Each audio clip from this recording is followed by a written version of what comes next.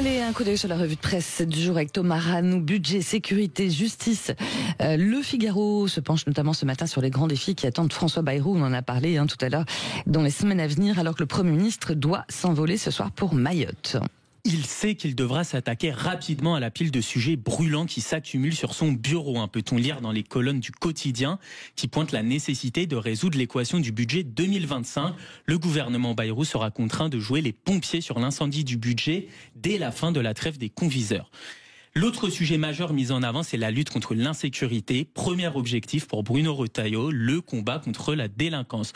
Le Figaro pointe aussi des débuts contrariens pour le maire de Pau, qui, vous l'avez dit, décolle ce soir pour Mayotte où il restera 2 jours. Il entend faire taire les critiques. Son aller-retour vers son fief béarnais, où il a quitté une visioconférence sur la crise mahoraise pour présider un conseil municipal 3 jours après sa nomination, a écorné l'image de ses débuts. Note aussi le Figaro. Cette visite est donc d'ores et déjà décisive pour son image, alors qu'il pâtit d'une cote de popularité historiquement basse.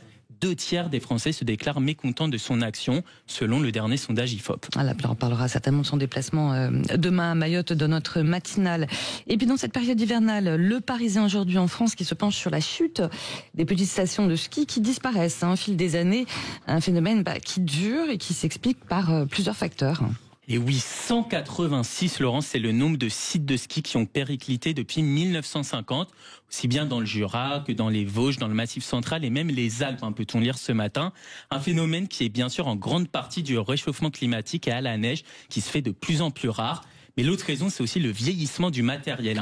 Les petits téléskis des villages ont tendance à disparaître car au-delà de 30 ans, les frais d'entretien sont trop élevés. Cela sonne le glas de la remontée mécanique, explique au Parisien Pierre-Alexandre Métral, qui est doctorant en géographie.